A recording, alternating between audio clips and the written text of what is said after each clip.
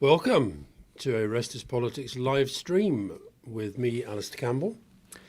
And with me, Rory Stewart. An unbelievably consequential day, Alastair. I mean, yeah, I'm going to, I think, hand over to you just for a little bit of a framing introduction. But we often do these emergency podcasts, and, there have been some big days that we've done. We've done, Liz Truss's resignation. We've done big stuff with Donald Trump. But I think in terms of actual real-world economic impact, we're dealing with something which is on a completely different level. We haven't seen anything like this for decades. Anyway, over to you.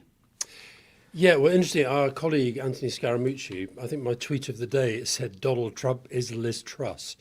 I guess that was referring to the pretty catastrophic impact of his stuff on the markets around the world.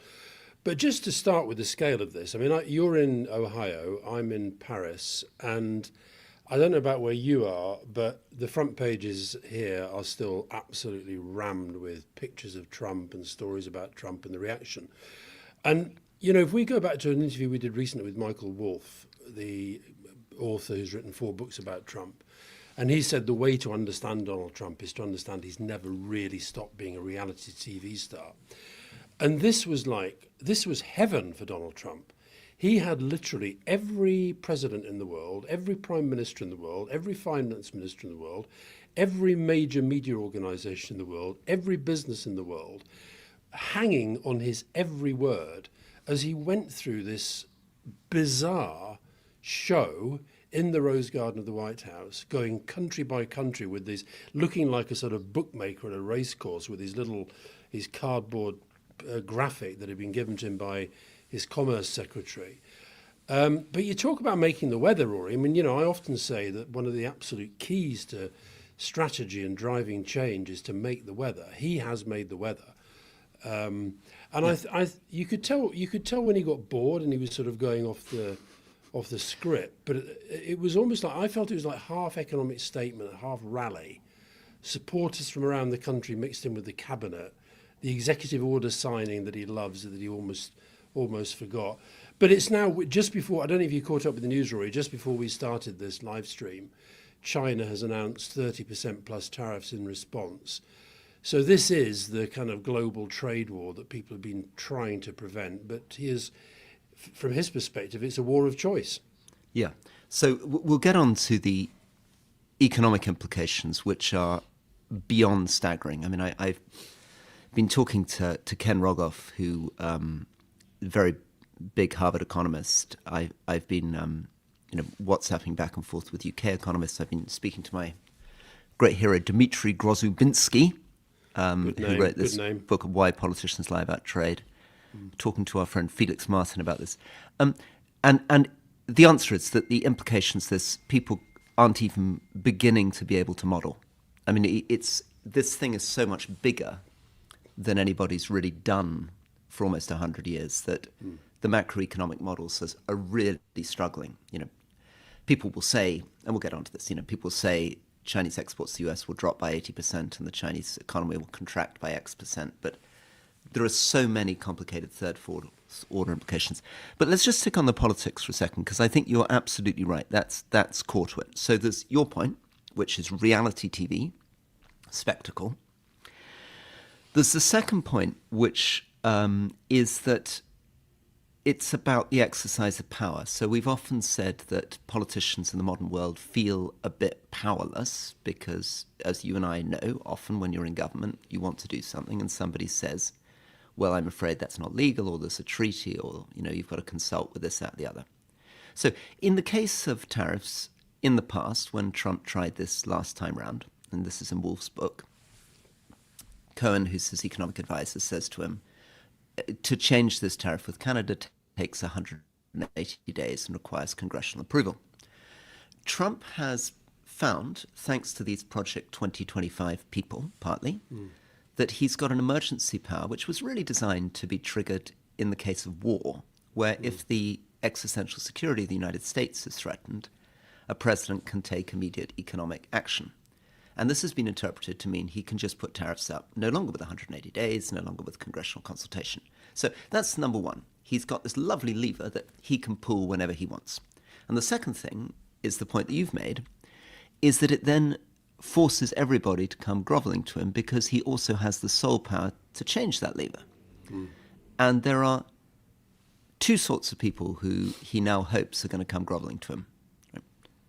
Other countries. So he's hoping that some small nation will defy him, in which case, he may well cooperate with goodness knows what, Russia, to punish the country for defying him. And other countries are going to come running to him immediately in order to make a deal. You can see Trump's son, for example, Eric Trump, tweeted out yesterday, "I've seen this movie before. The first person to make a deal will get the best deal. The last one in line will get a rubbish deal."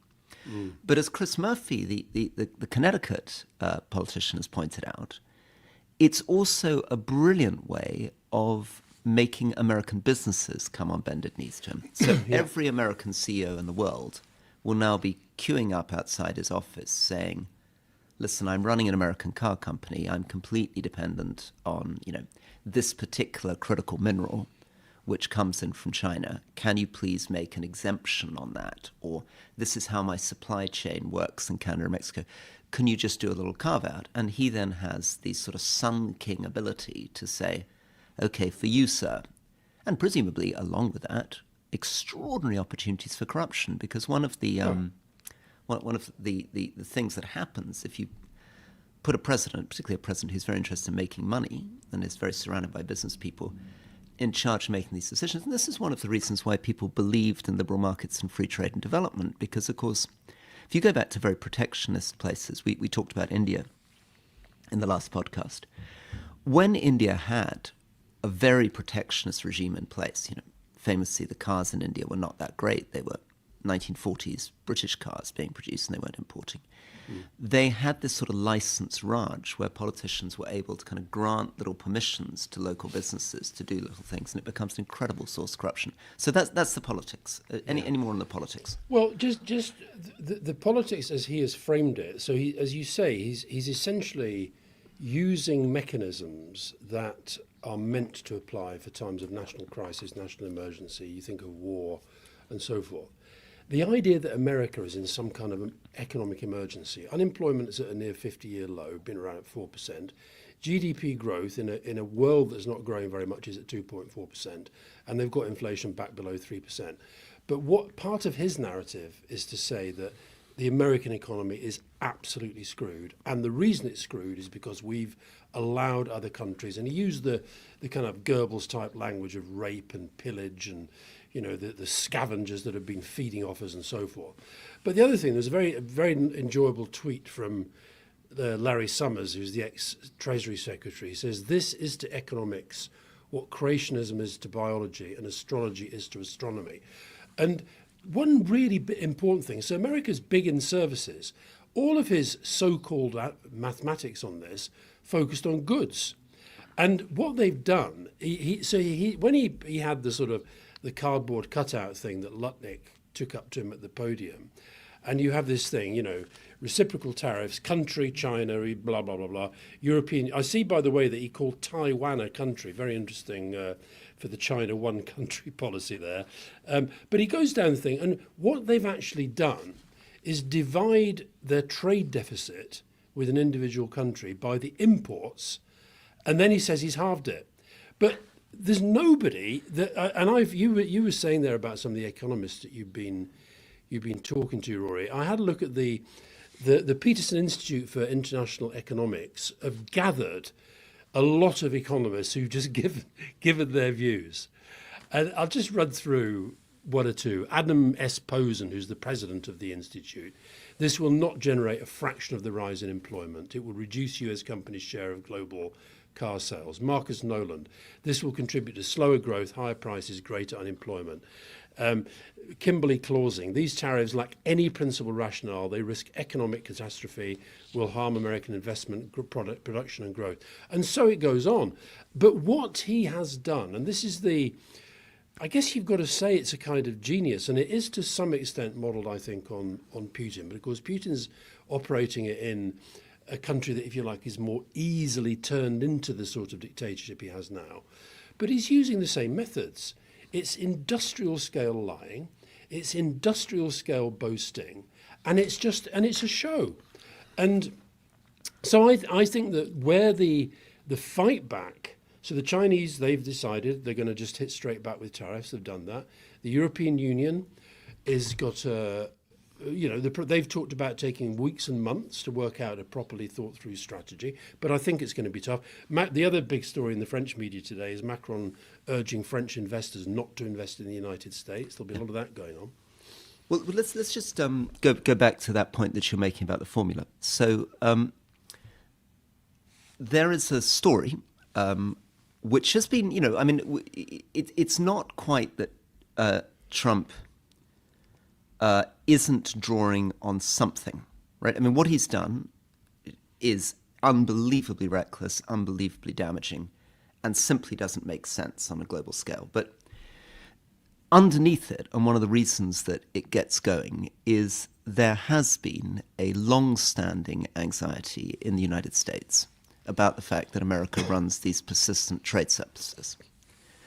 And this is particularly directed, for example, towards China. And the story is that China has artificially deflated its currency, and it has a whole series of hidden subsidies through state-owned enterprises and cheap credit towards its labor force.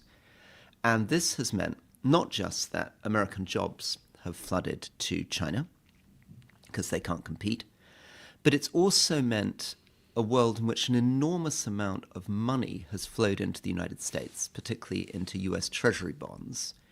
And the result is that the American economy is flush. And J.D. Vance gave a big speech on this. I'm actually at Ohio State University, J.D. Vance's alma mater at the moment, saying that what this has meant is for people like him, so he's talking about people in, for example, blue-collar, ex-blue-collar workers in Ohio, around where I'm speaking now. What it's meant for them is that all this money flooding into the American economy has made the dollar too strong. Yeah. And ultimately, this has meant not just that their factories are closing, but that they can't afford their houses. There's too much credit. The rich are getting richer and the poor are stuck. So that's the sort of overall story that they're telling. Well, Rory, just Yep. to jump in there, we Yep. talked about this when we talked about tariffs a few weeks ago. Yeah. In the context of a lot of the people around Trump essentially wanting a devaluation of the dollar, unable to argue for that in a kind of conventional way because the dollar remains the global reserve currency.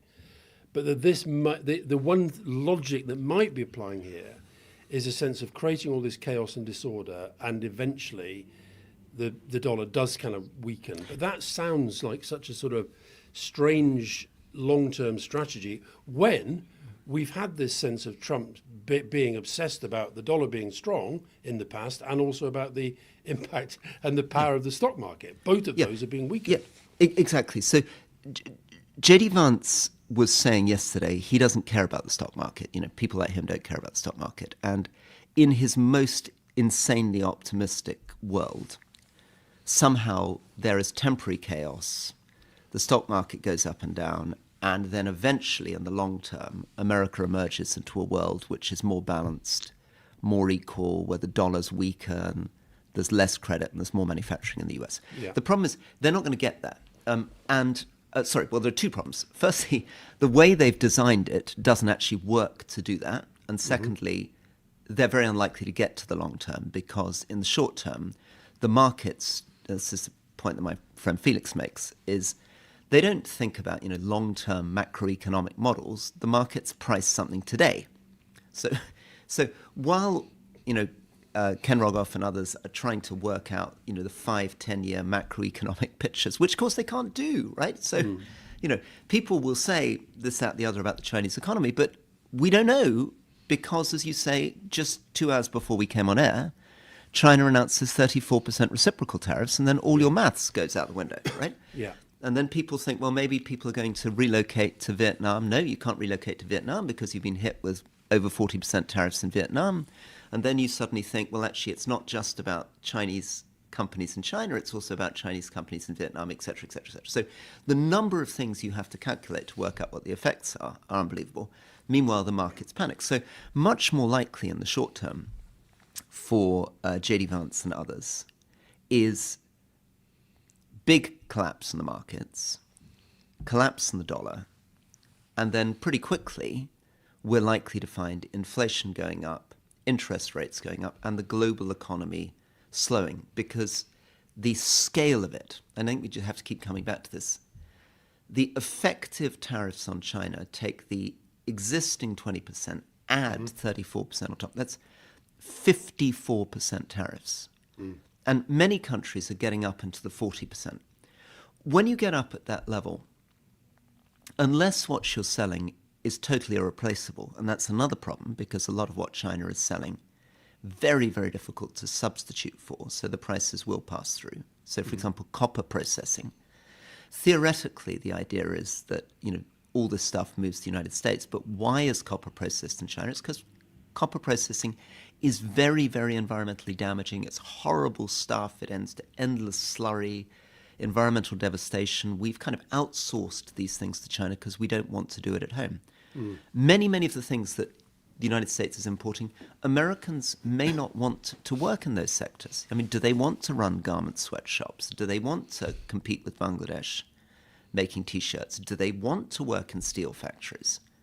But which sectors of the American economy is he trying to strengthen? Is it really the case that he imagines that America wants to become, everybody wants to go back on the factory floor and into mines? Well, the sector that is most likely to get hit hard, particularly when the European Union decides to act in the way that it probably will be the services sector, and especially, I think, these tech companies. And they're going to, because Europe has shown itself willing already to take on some of the tech giants, and the service sector is massive for the States. Just on China, Rory, somebody, a Cambridge University academic called Justin Hauger. I don't know if you can see this, but he posted this.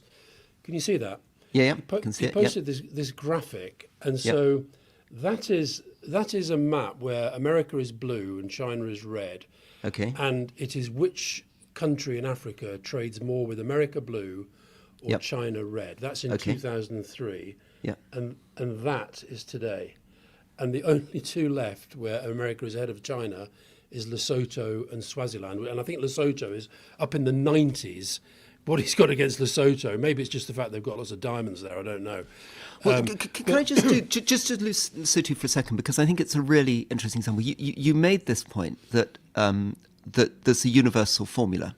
Initially, people were very surprised. They looked at Lesotho and they said, how come Lesotho is being hit so hard with tariffs from the United States? And I had somebody say to me yesterday, it's because Elon Musk wants to launch Starlinks from Lesotho. He's a South African. He understands Lesotho very well. Nonsense, right? Turns out that you're exactly right, that if you reverse engineer the calculations, it's purely the relationship between the trade surplus of the country, the volume of exports divided by 2. And that's how you produce the numbers for every country in the world, which means that it's nothing to do with actually trying to analyze, is this currency too much depreciated? Are there weird state-owned enterprises? Are there unfair practices which are disadvantaging American companies? It's just universal. And when you get to Lesotho, why has it been hit so hard? Well, Lesotho is a very poor country, one of the poorest countries in the world. It imports about 7 million from the United States, and it exports about 200 million to the United States. But those exports to the United States are primarily things like diamonds, which are not produced in the United States. And it's not importing very much to the United States, presumably because it's a relatively low-income country. Yeah. Now, how does this one pan out? Well, nobody's concentrating on this very much because Lesotho is a tiny part of the global economy. But in a country like Lesotho, most of the revenue for the government doesn't come from income tax. In very poor countries, people don't really pay income tax. Most people don't pay income tax. It comes from taxes on things like diamond exports, from those raw materials. If you suddenly take out the exports to the US, which is about 10% of the Lesotho economy, but a much higher proportion of the government revenue, you suddenly take all the tax revenue that keeps your health service going, keeps your education service going. Your services collapse. And of course, you're servicing quite a lot of debt already if you're a poor country in Africa and you can't afford your debt. Now, normally what would you do? You would go to USAID or DFID for a bailout, except the American aid agency has had all its money cut. DFID has had its money cut. So then you go to the World Bank or the IMF. Unfortunately, World Bank and IMF don't have any money at the moment, and they will now be dealing with multiple crises across 60 or 70 developing countries triggered by Trump's new tariffs.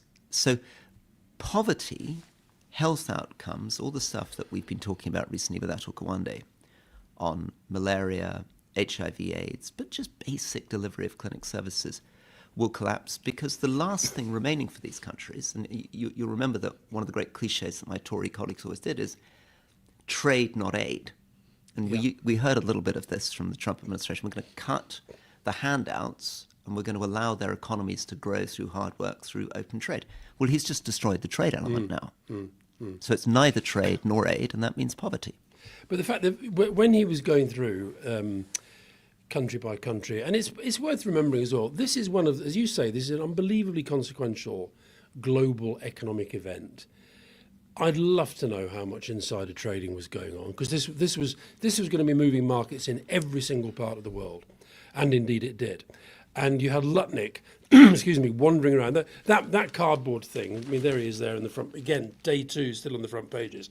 That cardboard thing, I mean, that presumably was lying around the White House and people could take pictures of it and tell their mates and so forth. But the level of economic illiteracy that you have to have in order to buy into this is frankly stunning. So, for example, Lutnick, who Trump keeps telling us that Lutnick is unbelievably clever and a brilliant commerce secretary, and he's been all over television saying that just because the prices of foreign goods coming in go up, that won't necessarily mean that any prices will go up when they're applied by domestic American producers. But they're in competition. So if the overseas price is going to go up, the overseas producers have to pay their tariffs and up the price goes, then there's going to become a bigger gap and prices will go up in the domestic market as well. And the other thing, they keep saying that this won't, I can tell you in America you've got a siren going by. They obviously won't, France, by the way, Europe is very peaceful, as you know. But the other point they keep making is that, you know, this won't affect everyday American goods that people rely on. And somebody was pointing out to me that coffee, Americans like their coffee, okay? But apart from a tiny, tiny, tiny bit of coffee that gets made in Hawaii, that's it. Likewise, where are they going to grow their bananas? They like their bananas, right? Where are they going to grow their bananas? So they're trying to persuade people that this is not going to affect the kind of, you know, the MAGA people who, you know, were there as part of the audience saying how Trump's going to save their jobs and save their livelihoods. He's going to have the opposite effect. The other thing that I'm noticing on social media is that people are getting obsessed with jokes. You know, he's imposed tariffs on an island composed of penguins. But we've got to step back and look at global growth and markets, which is what makes this probably the most damaging extreme thing that we've seen in so many decades. So global growth, really important to understand that China is the world's largest manufacturer, the world's largest exporter, that US-China trade is enormous, and that China controls 85% of the world's supply of critical minerals and rare earths. China dominates various industries, you know, for example, solar panels. That China is in almost every component in every manufactured item. It's these intermediate, you know, bolt number 36 will be made in China, even if the ultimate product is made in Canada, Mexico, or the United States. Yeah. And so putting 54% tariffs on China shifts the whole global economy very, very quickly. And it's not good. Even if we can't quantify exactly how bad it is definitely very, very bad. Second thing, markets. Over the last 10 years, the US markets, US stock market, has absolutely dominated the world. You know, 70% now of all international investment goes into the US markets. If you're somebody listening who has an index fund, right, AJ Bell or Vanguard, 70% of your investments, if you've got a global portfolio, will be in the United States. Right? So he has just taken a sledgehammer to market confidence in the United States. and US stocks will start falling. And this will have enormous global ramifications because it's 70% of the global markets. It's been the safest thing for a decade. It isn't any longer. So then we begin to look at financial crisis. 2008 financial crisis, 1990s financial crisis. And there we have the bigger problem. Because during the 1990s, you had Larry Summers, who you just quoted, right at the heart of the response. 2008, you had people like Hank Paulson as part of the response. In other words, you had an idea that the United States was able to have these very, very smart people, very experienced, who were able to form international coalitions, reassure markets, provide credit where credit needed to be produced in order to bail out the world's financial system. But the US is weaker relatively than it was then. There is not the sense that in Trump's top team there's that type of quality, and most importantly of all, there isn't the trust. The idea that Trump can now credibly propose himself as leading an international coalition in the way that the US was able to work with Gordon Brown in 2008 is unimaginable. So just we have a triple problem: global markets, financial confidence. Yeah. A couple of things in direct response to that. So just to give you one of the big stories in Le Figaro, this was yesterday, I don't know if you can see that. À l'OTAN, les Européens se préparent à une rupture avec les États-Unis. In other words, on the back of this, they've been speaking to European diplomats based at NATO, saying they're finally beginning to say, look, let's stop pretending that we can have any sort of really serious, durable alliance with this administration. And on your point about China, Rory, I don't know if you've seen the New York Times yet, but Thomas Friedman, who's one of their kind of star writers, he's got a huge front page opinion piece today, and the headline is "The Future is Not America." He's in Shanghai, and so he's giving the Chinese perspective on what's going on. And he visited Huawei, this new research center, which is the size of 225 football fields, 35,000 scientists and engineers there. And he says, you've got Trump focusing on transgender teams and anti-woke stuff, while China's focusing on and he specifically makes the point, developing and dominating AI to liberate China from interconnectedness with the American economy. And he has, I'll just give you one quote, Beijing's message: we're not afraid of you, you aren't who you think you are, we aren't who you think we are. And it was interesting, the China Daily today. I've been checking, I don't know if you know this thing, Rory, called frontpages.com. You can look at front pages around the world. And I looked yesterday just to see how many Trump was on, and it was all over. Even today, virtually every front page in Australia and India is still Trump. So he loves that. That's partly why he does it. The China Daily front page, the lead headline was Xi stresses key role of afforestation, and the sidebar, USA faces blowback from latest tariff hikes. And they obviously knew that the very big blowback was coming later today. But I think that this goes back to the sort of the Trump obsession with storytelling. He's got a story to tell about America. America's been ripped off by the world. He's got a story to tell about tariffs. I mean, that nonsense that he talked about, if only we'd stuck with tariffs in the past, we'd never have got into this mess that we're in now. He's got a story to tell about the state of the American economy, which isn't true. And he's now got a story to tell about his impact as an individual.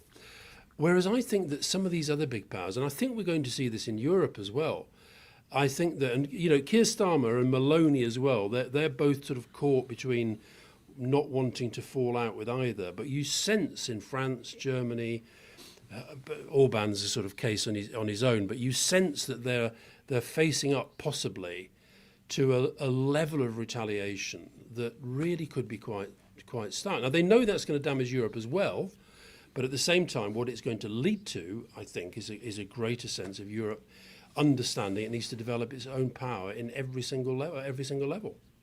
Well, Alastair, let's take a quick break then, and then let's come back for some questions from the audience. So we're on a live stream here.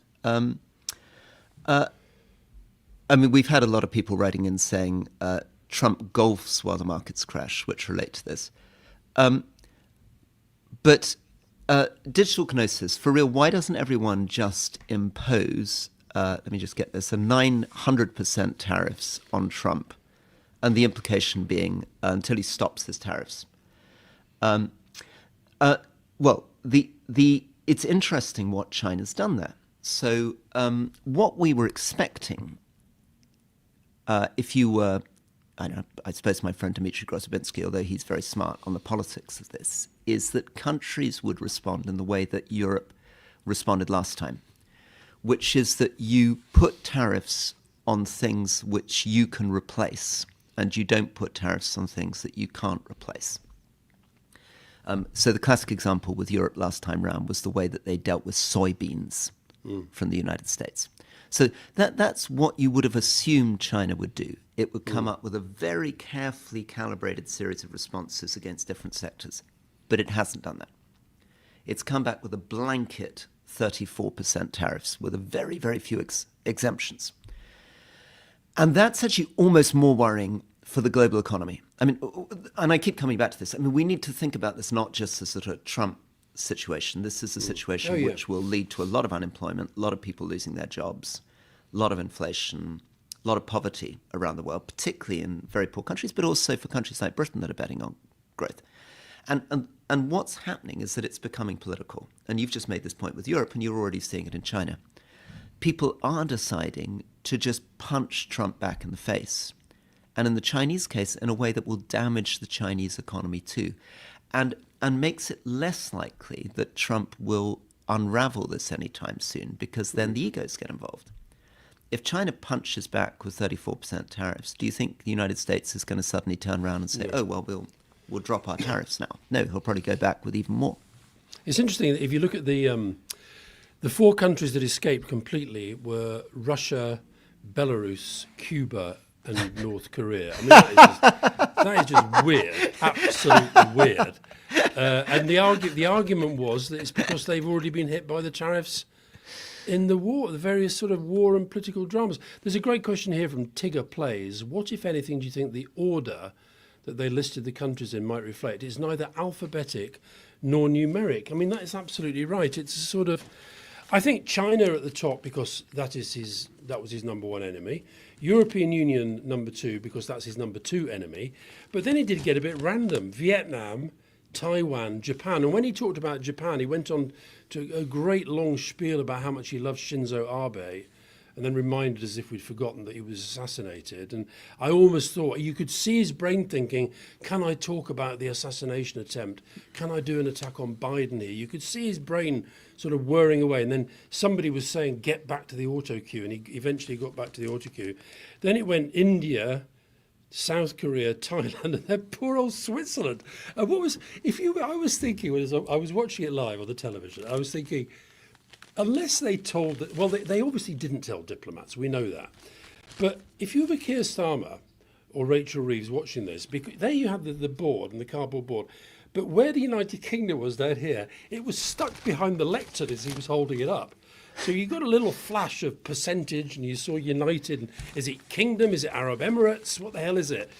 I mean, it was the most sort of bizarre, haphazard, shambolic in a way, but I just don't think they care. He loved the flags, he loved the hail to the chief, he loved the guy with the moustache coming up to say how great. Yeah, well, a lot of people in the thread have been saying that this is AI generated, and I think this is important too because what, we're AI generated? No, the list and the weird position on the list.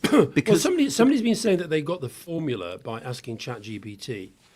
Yeah, certainly what's happened is that, and this is one of the reasons why this is so profoundly worrying, which is that if you talk to insiders 24 hours before this happened, a lot of people who claimed to be close to Trump were confidently saying, don't worry, it's not going to be so bad. It's going to be about 10% tariffs. It's going to be very carefully calibrated. There was a huge pushback from some Republican senators a few hours before. Yeah. But the thing that was produced wasn't in any way the result of the US Treasury or the US Commerce Department spending 3 months doing a detailed analysis of the economic conditions and subsidies in all these countries. As you pointed out, it was a completely arbitrary formula, which basically says anybody who has a trade surplus with the United States must be ripping us off, and we will hit them exactly in proportion to the size of their trade surplus. And the reason that this is problematic is that the whole world now of trying to anticipate America is about COD psychology about Trump. So if we think about our friend Mooch, you literally go from he's not going to be able to keep Elon Musk because he can't bear sharing the limelight with someone. And then when Musk remains, it becomes he likes rich people. That's why he keeps him. But these are very, very COD psychology, blunt, banal statements. But the whole thing has become about trying to read the weird directions of Trump's mind as opposed to being able to come up with some sort of internal logic which allows you to plan. Yeah. But that also goes for those people. I mean, I thought one of the most pathetic things about the whole thing was the cabinet sitting there like nodding dogs, laughing at his jokes, glowing if he picked them out and said Rubio would love to have a surplus like that, and the agriculture secretary, she's doing a great job, she's got the egg prices down there. And even during his speech, he started off by saying we've got the egg prices down by 50%, then suddenly it went to 59%. 3 minutes later, as he was talking, I mean, he just sort of makes this stuff up as he goes along. There's a couple of really serious questions here, Rory. Max Proctor. This trade war could end up as a real war very soon. Many countries are going to suffer, China and Japan, for example. The USA has gone to financial war.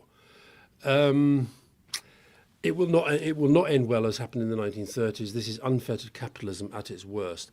I mean, we don't want to get overly dramatic, but you sort of did feel watching it that the one thing that a lot of the world has taken for granted has been American leadership on a military level, on a geopolitical level, without overstating it, on a moral level.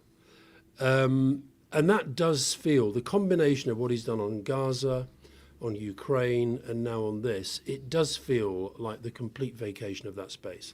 And Gillian Tett wrote quite a good article in the FT, sorry, a very good article in the FT, saying that what we're looking at is the use of this as just raw power. And Felix Martin's also drawn this analogy, saying that tariffs are the new sanctions. So the idea is that the sanctions against Russia didn't work. They were able to wriggle out. So sanctions has become, for some people in Trump's administration, the way of hitting your enemies. But the problem is, if you look at the global picture of what he's doing, it is not what you would expect your treatment of your traditional allies and your traditional enemies to be. I mean, you've just pointed out that he's exempted Russia, Belarus, and Cuba, and he's hit very, very hard places like Vietnam that the US were relying on to try to balance against China. Japan. You know, so these are countries where theoretically, put it back just 3 months, the American story was supposed to be, and this was a story actually produced by J.D. Vance and Mike Waltz and people right in the center of his administration. China is the number one strategic adversary of the future. The US is creating these alliances to balance China, and that was supposed to be Japan, Philippines, South Korea, Australia are going to be our allies. India, who we're going to balance against China. But look at what he's done in the tariffs. This is not hit China and let our allies off. This is hit everybody, punch everybody in the face simultaneously. Well, he said throughout, there's several times in the speech he made this point, it's one of his sort of constants, is that, you know, sometimes your enemies treat you worse than your friends. What do you think about we've got quite a lot of questions about the UK position. JB, Starmer must stand firm and with the EU as well as other allies. I mean, you did have Farage and the Brexit people go out and say, oh, this is the Brexit dividend, you know, we got hit less hard than the European Union. But I think that's more about a bit of divide and rule. But it's also, just quickly on that, Alistair, it's simply that in their calculations, we don't have a trade surplus with them. Well, we don't. They sell us slightly more than we sell them. It's like Albanese said, if he actually was applying a reciprocal formula, there would be zero tariff on Australia. Yep. Instead of which they've been hit as well. Yep. So no, but I think that the Keir Starmer position is interesting because it relates to what he's been trying to do more generally, of not have a choice. And I think Maloney, I'm sure Keir won't necessarily enjoy being compared in this way, but Maloney's in the same position. she essentially, because she was marketing herself, projecting herself as the European leader that was closest to Trump. She was there at the inauguration with Elon Musk and all that stuff. But she was in the Italian Parliament yesterday, getting a very hard time. Are you with Europe or are you with America? Now, it's easier in a way for Keir because we are sadly outside the European Union, but the big choices are going to come. And I think the what the Europeans do, I think, is going to be central because, of course, the tragedy is that Britain outside the European Union isn't as economically powerful, but the European Union remains one of the economic powers in the world that the Americans have cause to fear. And they're already there's something that we probably are going to have to get used to hearing, and this is a new acronym, the ACI, which is the anti-coercion instrument, and that is the kind of ultimate. If the European Union, then they're not talking about that now, but that is the kind of ultimate step where they do tariffs, they do restrictions on trade and services, the big tech giants get hit. And I think that I think China they'll be worried about, the EU they'll be worried about, India to some extent, maybe some of the bigger Latin American economies. But there's a great question we had there from let me just try and find this question. It was basically asking when are countries, here we are, Lou, why aren't countries collaborating against these tariffs? Will serious conversations start? I suspect they are underway. I suspect that's what the European Union are doing. They're not going to do anything overnight. They're going to discuss it and think about it and liaise with business and then have a plan. Last one, because I know that you've got to go, Alastair, but one of the themes that comes across in the questions and in what Trump says is the idea this is about relocating manufacturing back to the United States. So the idea is that, and you can see this, Bamford, for example, has just announced today that they're going to be producing more vehicles in the United States and fewer in the United Kingdom. But very few people are going to follow Bamford, despite Trump's theory. And the reason for that is there's no consistency or predictability. So if you said that, I've got bipartisan agreement, and for the next 20, 30 years, we're really going to focus on the US auto industry, and we're going to put tariffs against the rest of the world, and they're not going to move for 20 or 30 years. The car companies will think, okay, it's difficult, it's going to cost us billions of pounds or euros to relocate, but we'll open a factory in the United States. But if you're dealing with somebody who puts tariffs up, drops them down 36 hours later, and then begins to make it clear, and he keeps saying this, I'm open for negotiation. Right? I'll cut a deal with Vietnam. I'll cut a deal with this sector. If you are the board of the company, you're going to sit there saying, look, I'm not going to spend billions of euros relocating my factories to the United States. I'm going to hope that my prime minister can negotiate an exemption. I'm going to hope that my sector is going to get an exemption. And I'm going to wait it out for 3 years in the hope that a new administration comes in and reverses all of this. So what we're actually going to see is no investment taking place. Yeah. Right? People are going to be reluctant to invest in their own countries or in the US. It's going to be difficult to get credit, so people are going to be reluctant to lend for business investing because of the uncertainty. Interest rates are going to go up, and there's going to be a general slowdown in investment. And I keep coming back to the real world consequences and trying to get away from penguins, but over the next few weeks, we have to keep coming back to this because this is the makings of a global economic crisis. And my final point, Rory, well, a couple of final points. At breakfast in the hotel in Paris this morning, I was flicking through the papers and raging and tutting and muttering and what have you. And a couple at the next table from St. Louis, Missouri, and the woman just leant across, she says, can we just say sorry? We're really sorry. We really tried, but we're sorry.